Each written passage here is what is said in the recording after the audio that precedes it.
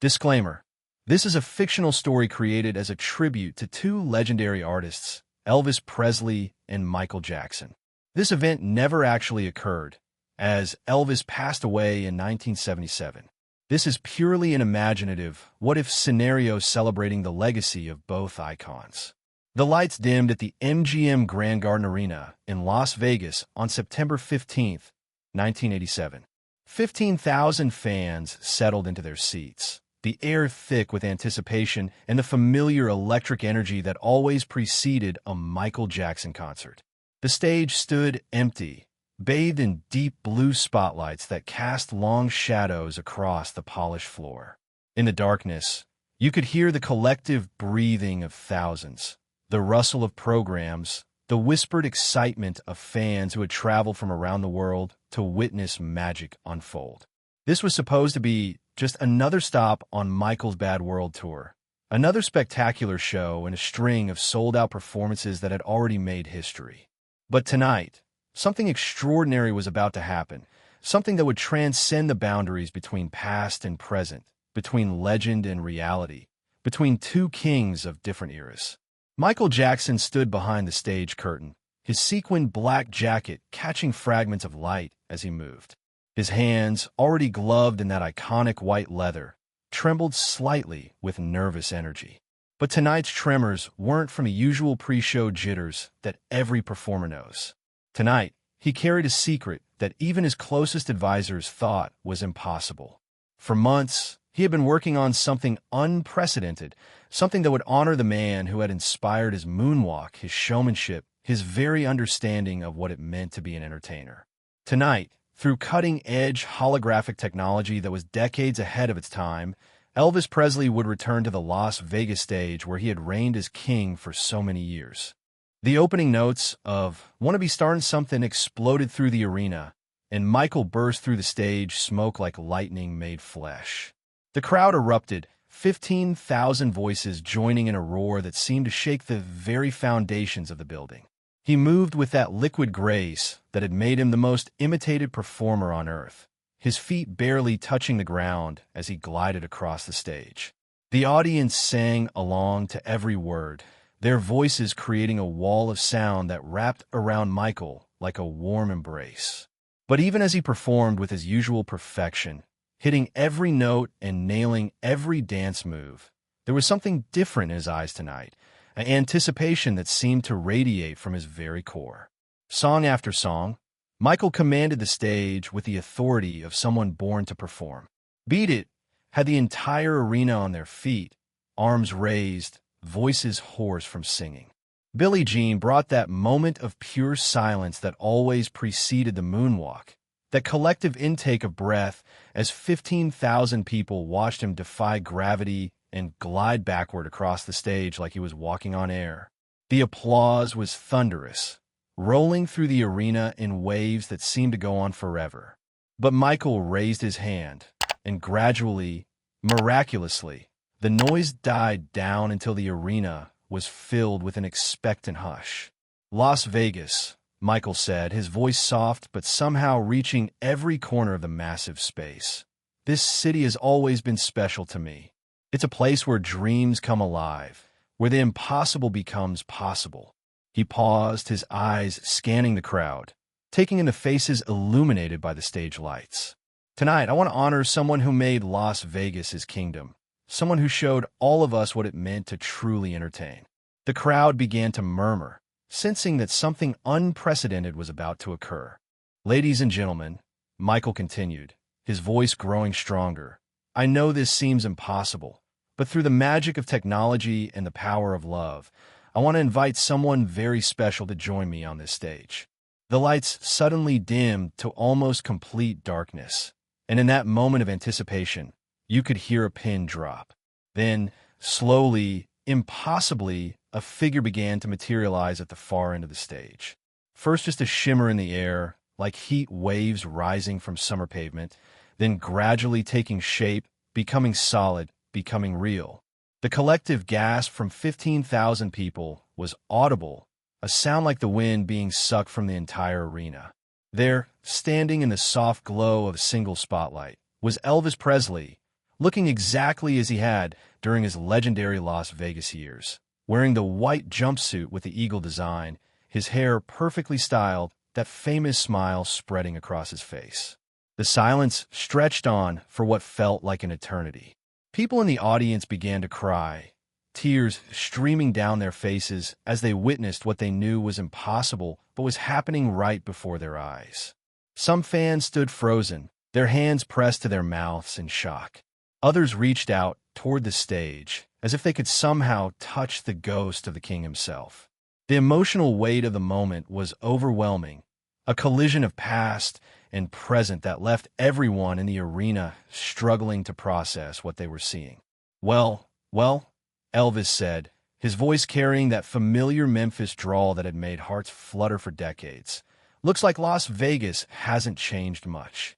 He looked out at the crowd with those legendary blue eyes, taking in a sea of faces staring back at him in wonder. Michael, he continued, turning to face the young performer who stood transfixed at the other end of the stage. I've been watching you, son. You've got something special, something that reminds me of why I fell in love with this business in the first place.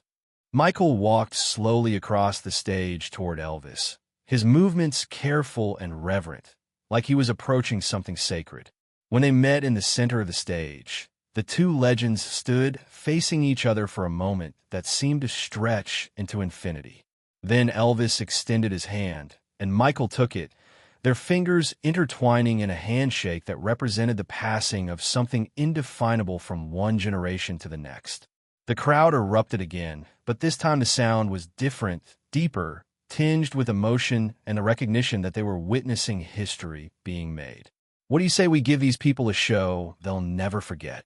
Elvis asked, his eyes twinkling with that mischievous charm that had made him an icon. Michael nodded, unable to speak, his usually confident stage presence humbled by the magnitude of the moment. Elvis walked to the microphone, his movements carrying that distinctive hip sway that had scandalized America decades earlier.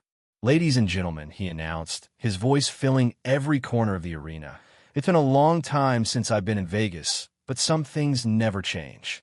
The lights are still bright, the people are still beautiful, and the music still has the power to bring us all together. The opening chords of Can't Help Falling in Love began to play, but this time it was different. Michael had arranged for a full orchestra to accompany them, and the lush strings filled the arena with a warmth that seemed to wrap around every person in attendance. Elvis began to sing, his voice as rich and powerful as it had ever been, each word carrying the weight of a lifetime of experience and emotion. But then, something magical happened. Michael began to harmonize, his voice blending with Elvis's in perfect unity, creating something entirely new while honoring everything that had come before.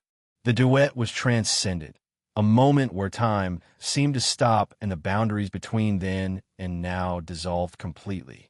Elvis sang the verses with that familiar intimacy, like he was serenading each person in the audience individually, while Michael added layers of harmony that elevated the song to something approaching the divine.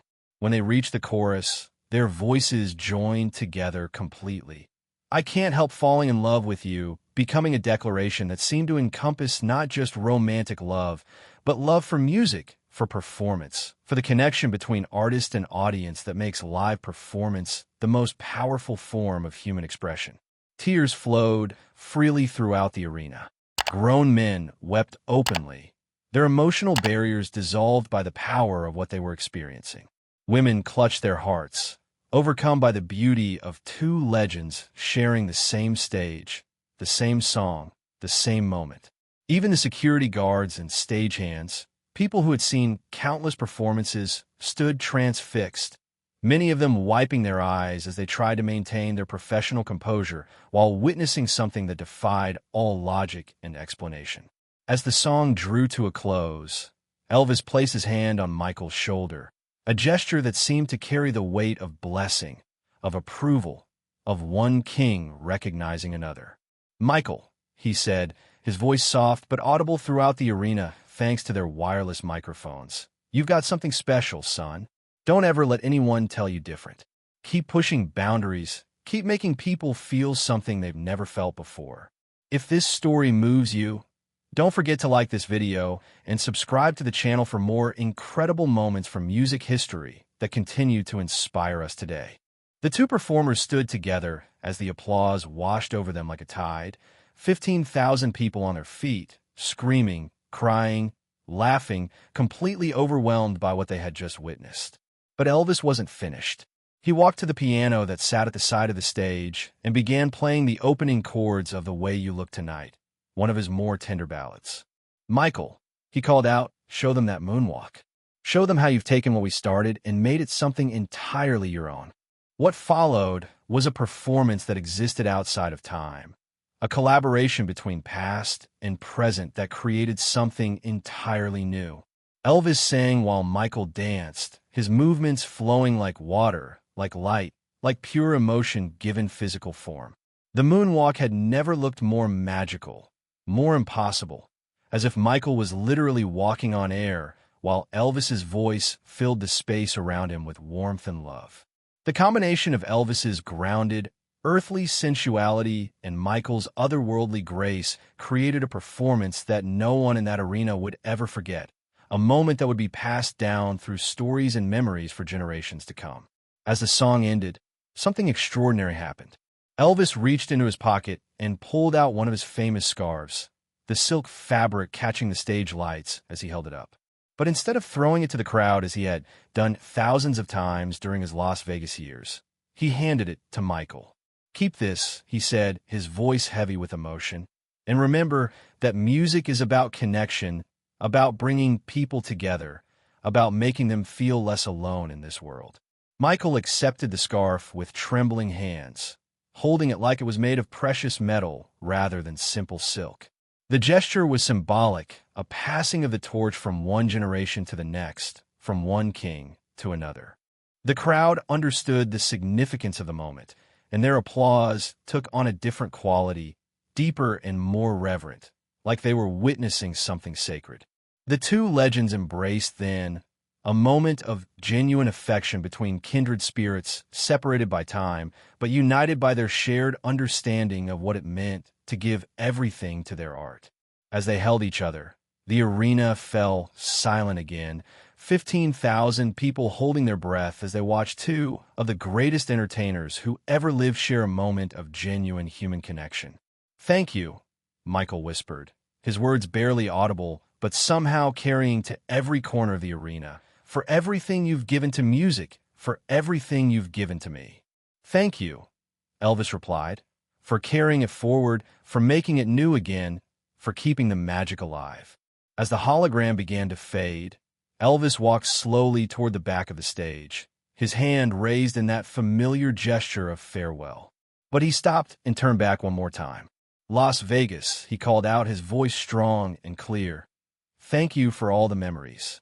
And Michael," he looked directly at the younger performer, "the stage is yours now, son. Make it count." The light around Elvis grew brighter and brighter until he seemed to become pure energy, pure light.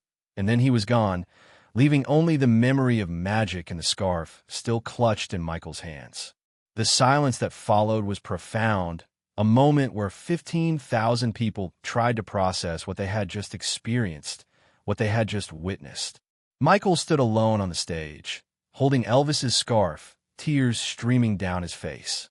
He looked out at the crowd, seeing his own emotional overwhelm reflected in thousands of faces. "Las Vegas," he finally said, his voice breaking with emotion, "I hope you'll remember this night, because I know I never will forget it. Elvis, if you can hear me, thank you for showing us all what it means to be a true entertainer." The final song of the evening was "Man in the Mirror," but it was different now, charged with new meaning after what had just occurred. As Michael sang about making a change, about looking at yourself and making that change, the words seemed to carry extra weight, as if they were not just about personal transformation, but about the responsibility that comes with talent, with platform, with the ability to touch people's lives through art. The crowd sang along to every word, their voices joining with Michael's to create something larger than any individual performance. It was a communion, a shared experience that transcended entertainment and became something approaching spiritual. As the song reached its climax, Michael held Elvis's scarf high above his head, and the entire arena erupted in appreciation not just for the performance they had witnessed, but for the moment of magic that had brought two legends together across the boundaries of time and mortality. As the final notes faded and the lights began to dim, Michael took his bow, still clutching the scarf that would become one of his most treasured possessions. The audience remained on their feet long after he left the stage, reluctant to end the spell, reluctant to return to a world where such magic wasn't possible. Years later, when people talked about that night at the MGM Grand, they would struggle to find words adequate to describe what they had experienced. Some would say it was the greatest concert they had ever attended. Others would call it a religious experience. But all of them would remember the moment when Elvis Presley returned to Las Vegas one more time, when two kings shared the same stage, when the impossible became possible through the power of music and the love between performer and audience. The scarf that Elvis gave to Michael that night became a cherished artifact, eventually displayed in the Rock and Roll Hall of Fame with a plaque that simply read, "A gift from the king to the king, Las Vegas, September 15th, 1987, when magic became real." Visitors would stand before that display case for long minutes, trying to imagine what it must have been like to be there, to witness that moment when the boundaries between past and present, between possible and impossible, dissolved completely in the name of music and love.